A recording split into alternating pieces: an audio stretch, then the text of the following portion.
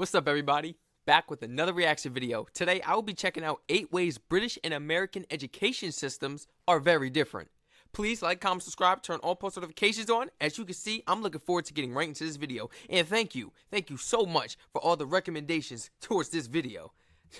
I couldn't In wait America, to watch this. they're all about their Latin, so honours are signified by phrases like cum laude, magna cum laude, cumulonimbus, or cactus priculus.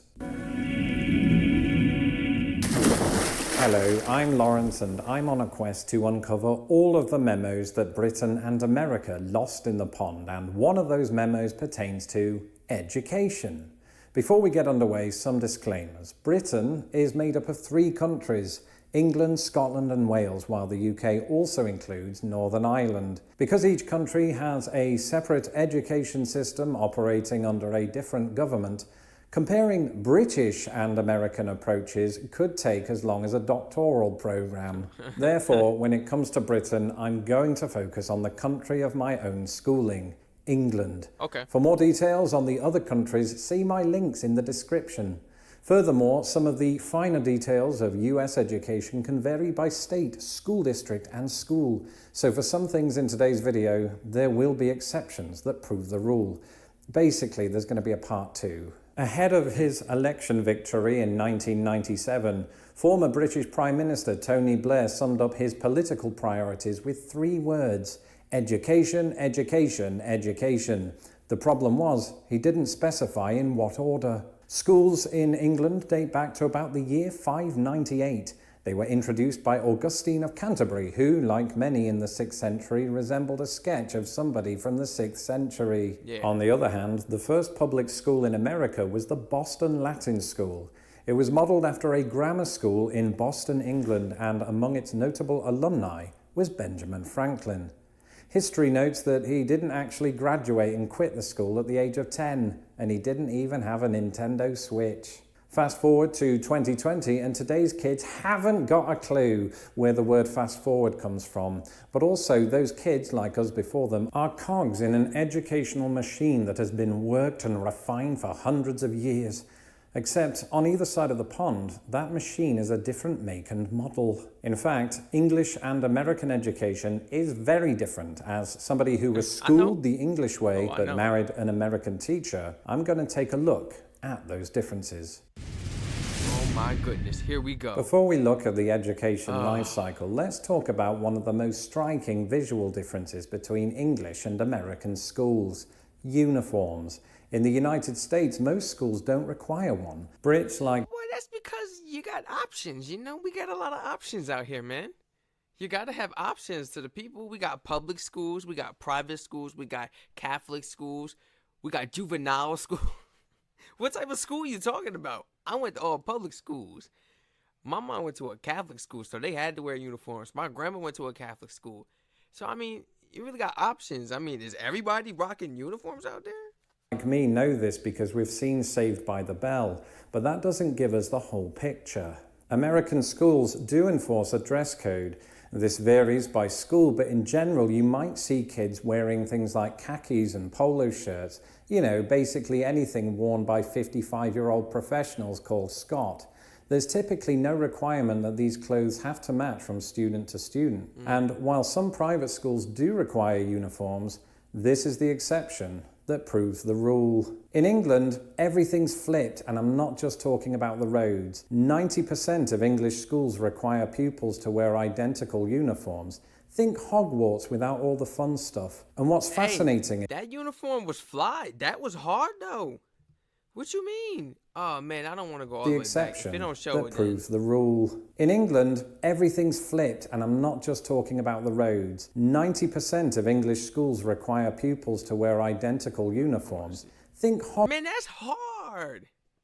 Ain't no problem rocking it. I mean, if it's a hot day, But this is private school. I'm thinking we got air conditioning. Ain't nobody thinking about that? It's not like classes outside. Man, this is cool. That is hard right there. That's better than 99. That's better than what 99% of these kids be wearing to school now. Half of them don't be wearing no clothes, man. Hogwarts without all the fun stuff. Who dresses and what's seductive fascinating to go to is school? there's no government mandate for schools to do this. They just do it. It really makes me wish I'd put forth a more vociferous protest against the autocratic infrastructure of my school when I was 5, but we all have regrets. I mean, I like putting It's outfits true that together. both countries employ a numbering system to denote a child's educational development. In England, this is measured by year, and in America, by grade. And there's a slight difference in how this plays out. England's numbering system is always one higher than America's. So, for example, English kids in year 2 are the same age as American kids in the first grade. And this is the same all the way up to year 13/12th grade. This doesn't mean that English schools randomly hold children back a year. It just means that the English year 1 serves the same purpose as America's kindergarten. On the whole, English and American kids attend school between about 5 and 18, but that's not the entire story. Even before all of this, there's a 2-year warm-up session. Between 3 and 5, when children still can't do easy stuff like order pizza or filter spreadsheets, parents in both countries have them sent off to something called preschool. And instead of getting punished for their abject lack of ability, they're rewarded with free playtime. Madness. Except in England, we don't normally call it preschool. This period is broken up into what is known as nursery and reception year. Confusingly, reception year is technically the first year of school and year 1 is the second year. Among other things, this explains why I'm so bad at maths. I didn't take that. I started at kindergarten. I didn't take preschool. My mom tried to put me in first grade at like, what was it, like 5 years old or something like that. I had to take first grade twice, not because I was stupid. I was very smart, but because I was young, and it's not that I didn't know the work. It was just the fact that how you got a 5-year-old, almost 6-year-old, almost in, I always say premature because I was a premature baby, but that's no excuse. That is no excuse. But how you got a 5-year-old, almost 6-year-old, over here dangling his feet in class, playing with his fingers. I'm over here chewing Skittles in class. Like, I was a baby still. Like, I was a little kid. I didn't belong in there. Them kids was kind of older now. I'm thinking about it still. I'm like, them kids was kind of excelled. I'm like, I was in there with the excelled kids. Like, my little behind did not belong in there. My mom trying to throw me in there with the big dogs that early. I'm, oh, whoa. They had to get me up out of there. I think I finished like a third of the year.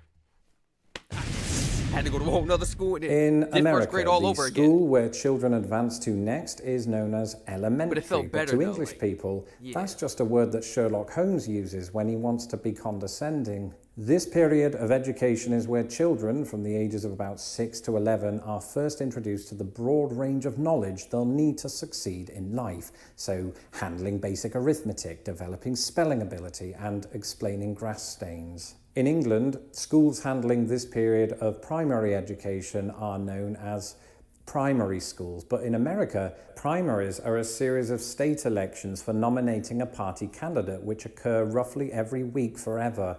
And then there's the average class size. In the US, the average class size for self-contained elementary classes is about 22. Yep. Just saying that out loud, I can already hear the laughter from teachers in states where the average is much higher. For instance, Utah, where it's 27. As it happens though, I mean, all the way through elementary school and up. Like, even my elementary classes used to have like 27 students in them. And then when I got to middle school and on, 30 plus. I'm serious. 30 plus. So always, I mean, 27 is the national average for English primary schools. This was even the case when I was at school back in 1782. In the United States, middle school is an alternate dimension that exists between elementary school and high school education. This dark underworld of sorcery is where teachers become locked in a battle of wits against a hive mind of monsters known as 8th graders. The average class size for departmentalized instruction is about 25, which only adds an extra layer to this already cruel hellscape. Thank you. In England, it goes like this. The upside down is known generally as secondary school. Mercifully, the average class size is about 22, but while this nightmarish period of education, as with the United States, roughly encompasses the age of 11 to 14, it doesn't end there. In England, It drags on for another 2 years, coinciding age-wise with America's freshman and sophomore years of high school, which, by the way, brings us on to this. Ah yes, high school. In the United States, this is a period of education from the ages of about 14 to 18. After freshman and sophomore year comes grade 11 or junior year and grade 12, senior year. Yep. This is typically when the students begin their development into humans, but it's also when most students take their SATs, a series of tests to determine readiness for college. Man, I don't care about none of that. Let me tell you something. SATs and your ASVABs don't mean nothing. It doesn't determine how smart you are as a human being. What was that? What was that? Oh, that's one of the little motion sensors. Oh my gosh, that just scared me. But it doesn't determine how smart you are as a human being or nothing. It just confuses you. And then the ASVAB test, they start asking you mechanic questions and all that. Like, man, these tests don't mean nothing. And then, does it even matter if you're going to college? Does it even matter if you're going to college? I mean, like, oh, my goodness. These are not to be confused with the English SATs or SATs, which are assessments taken by 7 and 11-year-olds. In England, it is a similar process, but by a different name. And before keyboard warriors like Uncle Toby start writing in all caps that we have high schools in the UK, I know we do. But to keep things simple, that same period of schooling is typically structured like this. Age-wise, the last 2 years of secondary school are to England what freshman and sophomore years are to America. This is when pupils across the country take GCSE tests in all their subjects to determine suitability for further qualifications. Right. Meanwhile, the English age equivalents of junior and senior year take place in what is known as sixth form or college. This is the point in education where we stop wearing uniforms and start dressing like John Travolta. It's also where we study 2 or 3 chosen specialised subjects as part of our A-levels. For me, this was English, history and theatre studies because that's how you become a YouTube sensation. The results of these tests determine your suitability for university. They're often compared to America's advanced placement exams. But while both help to determine a student's path in higher education, they're not entirely the same thing. That being said, higher education does come with its own differences. In the US, college means something entirely different. It's the general catch-all term for an institution of higher education. In England, this is referred to as university or uni because everything devolves into slang at some point. Of course, specific institutions in both countries play hard and fast with this rule. See, for example, Harvard University and Imperial College, London. For American students, a bog-standard bachelor's degree takes 4 years to complete, while in England, unless I, somehow skipped a year, which is entirely plausible in hindsight, a bachelor's degree typically lasts 3 years. Upon completion, students in both countries can graduate with honours. The difference, though, is how this is printed on a degree transcript. In England, Bachelor of Arts, or BA, might be followed by the word honours or ons because see previous comment about slang. In America, they're all about their Latin, so honours are signified by phrases like cum laude, magna cum laude, cumulonimbus, or cactus priculus. Like any good teacher, I've left the best bit until the end of class. It wouldn't be America and England if they weren't separated by a common language. So let's take a rapid-fire look at the differences in educational terminology. As we've already seen, you've got grade versus year, but you've also got semester versus term. While America has its students, England has its pupils. Whether or not they attend elementary school or primary school, high school or college or uni, there's a good chance they'll have to study math or maths. And in England, we don't take tests, we take exams. In England, a rubber erases a mistake. In America, it prevents one. And speaking of words that have different meanings, let's finish today's class and/or module by talking about 2 words that perennially cause confusion. Public school. In the United States, a public school is one that is publicly funded and free for students to attend. In 2016, more than 7... Is it technically free? I want to say free. People are still paying for public schools, right?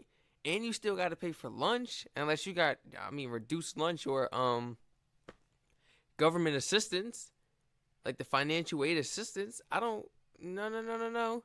I think we still got to pay for public schools over here, or it's gonna take it out by your taxes or something. But versus like a public charter school or a university, oh yeah, you're not paying nothing. You're not paying nothing. 70% of students were publicly educated in the US as opposed to privately educated. In England, a public school is something different. Wait, what? What did he just say?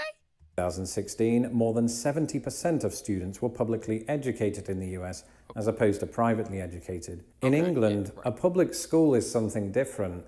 In the late 1800s, the term public was used in the sense of these schools being open to pupils of any locality, denomination, or paternal trade. Basically, anyone whose parents could afford it. So, an English public school is a private school. A publicly funded school, on the other hand, is called a state school, which has nothing to do with state universities in America. It's all confusing, and I've lost my train of thought. Saved by the bell. And a lot of people don't want their kids to go to public school because sometimes, hey, your kid going to public school may be the worst thing for them. We don't know how that kid gonna turn out. If you send him to private school, now we got more hope for his future. Let's keep it 100. Be honest. Be honest in the comments. But hey, I don't care. My kid gonna have discipline, so I can send him to public school if he wants to go to public school, if he wants to go to charter school, if he wants to get homeschooled by a professional. I don't care. He gonna have his education. I don't really care where he goes. I don't care about the uniform thing too much because I'm gonna make sure that my kid is dressed. I'm gonna make sure that his whole attire is perfect for school so that he's not judged a certain way, because you can get judged for anything here in the U.S. That's it for this episode. Thank you for joining me. Let me know in the T. comments below if you've attended a school in either America or the United Kingdom and you have some other suggestions for entries for part 2. I went to public school. That's all I'm gonna say. I went to public schools, and I can tell you right now that you think about sending your kid to public school, out of everything I done seen for public schools and learned from public school, I think that you should send your kid to private school. I think that you should send your kid to private school.